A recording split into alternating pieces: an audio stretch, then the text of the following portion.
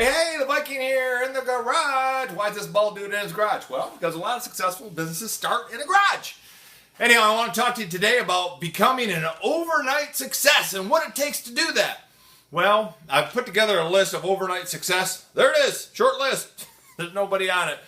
It does take time. We live in this microwave, got to have it now, fast society, and the facts are we've been conditioned to think that everything I do, I need to see a result right now. Hurry up. And sometimes that's possible, but other times we just need to chill. So I've done some studying of some different entrepreneurs, and I want to go through some of the stuff that I've learned and pull the curtain back a little bit and see if the wizard will reveal himself. You know, if you've dealt with any kind of contracts at all, you've probably seen a little asterisk, and some books have them. Asterisks, in other words, see the bottom. See note. Lawyers like to use them. What that means is there's another $100, another $50, whatever. We're going through some contractual stuff right now, experiencing that. Love lawyers. Lawyers are great, but can be expensive. So the asterisk means here's something important you need to understand that might not have been glaringly obvious. So I want to go through some of the things that maybe aren't glaringly obvious about becoming an overnight success. Number one, bet on your strengths. Focus on your strengths. I'm not a very good artist here, but focus on your strengths. View your strengths, not your weaknesses. I remember when I got started, when I first became an entrepreneur, I focused on my weaknesses all the time, and it wasn't doing me any good.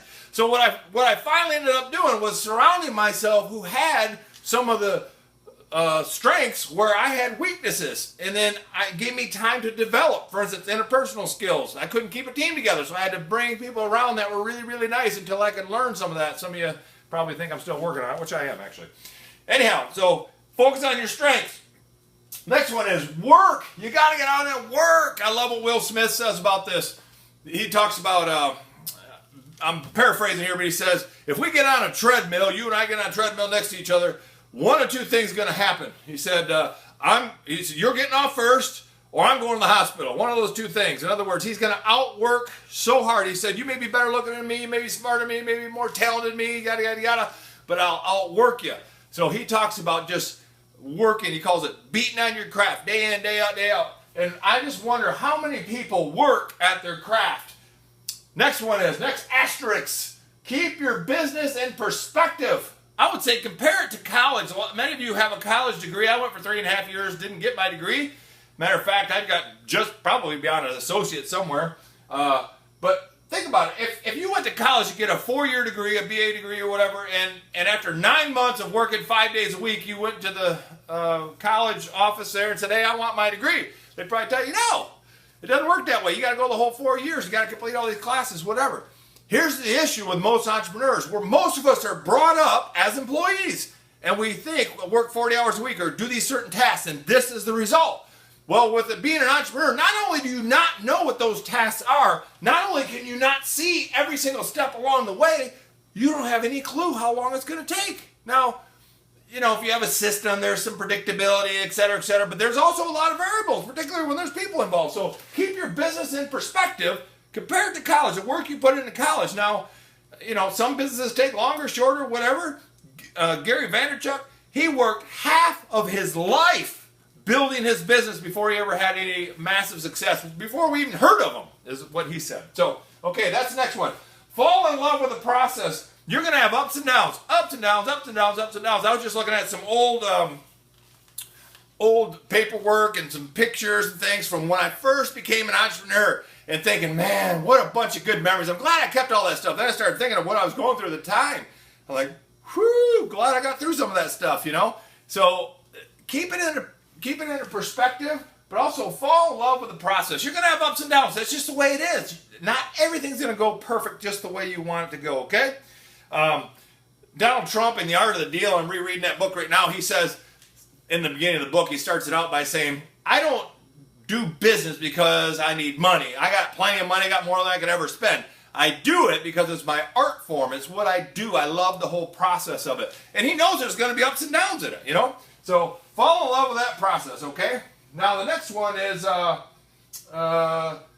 ideas are feces. This is from Gary Vaynerchuk. Ideas are feces. He didn't say feces. He didn't draw a little, that's not a candy bar, by the way. Execution is the game. So he says, everybody has ideas. And man, that is so true. I can't tell you how many people through the years have come to me, hey, Tim, come invest in this company. What do you think of this idea? Yada, yada, yada. Even about my business now, people have all these ideas. You know who actually has the fewest ideas, but they still have some? People that are executing on a consistent basis. Those that are executing on a consistent basis, what's happening with them is, you ever heard that saying, a dog in the hunt doesn't know he has fleas? So true. So they're out running and executing, but at the same time, they're not overanalyzing everything. So more on that in a minute. But Gary Vaynerchuk says that ideas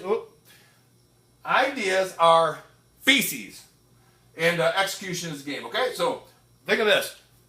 There's a company called Magic Cab. Now, some of you may know, you may have heard of Magic Cab. Some of you haven't heard of Magic Cab. Back in about 2008, as farthest back I can trace it, they had an app to, you get a taxi, come pick you up. And they're in like 26 cities, something like that. I don't know how big it is now. But there's also a company called Uber. Now, Uber was a lot better at execution. That's why you know who Uber is, okay? So stick with your DNA. Next one is stick with your DNA, but be willing to change. Don't be one of these people, it's just the way I always was. You know, find your core principles, stick with those, that's good, but be willing to change. By the way, execution and ideas, both of those, and this next one I think is very important. Do what matters. Don't just do what you like.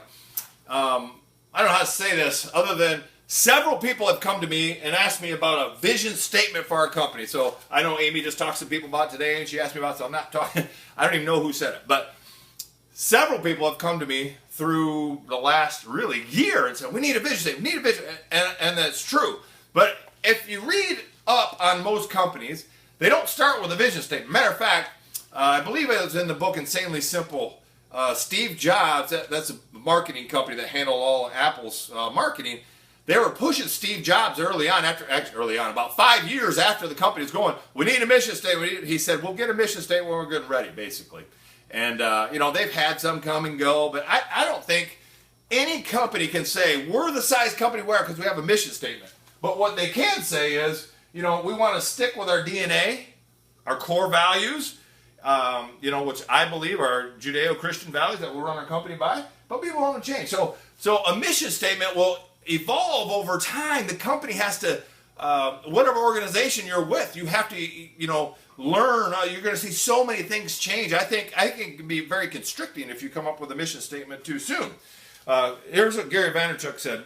In a nutshell, I'm paraphrasing. The difference between very successful people and those who aren't so successful is they do what matters. Do what matters, not what you like, okay? So doing what matters, I would just say it is, it's more of an art than it is a science. And that's part of being an entrepreneur again. We don't know as entrepreneurs exactly what I have to do next. But if I stick with my DNA and I'm willing to change, then it should identify itself. I teach people, use a game plan. Have some goals and use a game plan. That way you know what you need to tweak, right? A guy wrote into Gary Vaynerchuk and asked him a question. I think it was on Twitter or something. He said, as an entrepreneur, I need to know, as an entrepreneur, what will be my biggest struggles? Lack of time or lack of capital? And I could tell he didn't like that question at all. It was kind of funny. He said, I refuse to answer that question, give an answer to that question. What I'm going to tell you is you have a whole different problem. You have an optimism problem. You have a lack of optimism problem. So whether my wife won't let me build my business or my job won't let me build my business, or I don't have enough skills, or I don't have enough time, or whatever the case is, it's all about the way that we think. I mean, think about this. Colonel Harlan Sanders, age 65, he never should have been starting a business. He started a business at age 65. Most people were, collecting their pension and chilling out. So it's all about how you view things and a whole mindset, and anybody can develop it. I really believe that. I had this argument with my buddy up in Michigan. He owns a very successful tool and die / welding company, done very well. Got millions of dollars worth of assets, all paid for. I mean, the guy has done well for himself. And he just said something like, only so many people make it, yada, yada. I said, I don't believe that. No way. I do not believe that. Anybody who really wants to make it, if they have their motor skills, some of us have to work harder than others. I mean, because you would never pick me. I barely got through high school, struggled through college, dyslexic, comprehension issues. Like I never should have made it, whatever make it is. Better than most of my buddies, I guess. Certainly not where we want to be, but think about that. Who says that he makes it and she makes it and he don't and she doesn't, but she does? Who says? You. Ultimately, I know who is ultimately in control, but we don't know that until we work as hard as we can possibly work to figure out whether or not we have what it takes to be an entrepreneur. These are just a few of the things that I've seen that will help you and I become an overnight success. It takes years. One last thing here I want to share with you on this. Stick with your DNA, but don't change. So whatever your moral compass says for you to do, don't ever change that. But be willing to change some things to get where you want to go. My first business mentor said this, and I don't know if he made it up or got it from somebody, but he said, measurable results in a reasonable amount of time or something must change. And I really think for most people, what they're missing is probably this right here. They're not working hard enough. They're not focusing on their strengths and not doing really what matters. As I said, a dog in a hunt doesn't know he has fleas. And the people that are out consistently executing, they don't have a lot of time for excuses. They don't have a lot of time to philosophize and come up with all these great ideas. I'm nothing against ideas. Ideas are awesome. But ideas after execution, ideas while executing and learning the best and this and that, the pieces come together a lot better.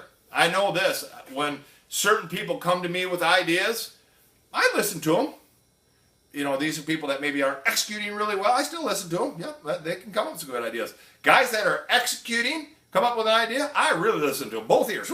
I'm really listening because I know this is a fresh, from the field, happening now. Not pontificating, philosophizing, ciphering from on high, and trying to figure out. So I guess my question to you is, do you really believe in this overnight success thing? If you do, I'd really challenge you on that.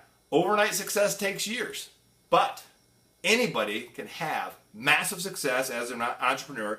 All you got to do is apply these things and some of the other things that you'll see out there on my channel and other channels, of course. But I'll tell you what, it's a process. You got to fall in love with the process, the ups and downs and ins and outs. Ultimately, you got to focus on what you want and know that you can get it if you choose to. Viking, over and out. Hope this is helpful.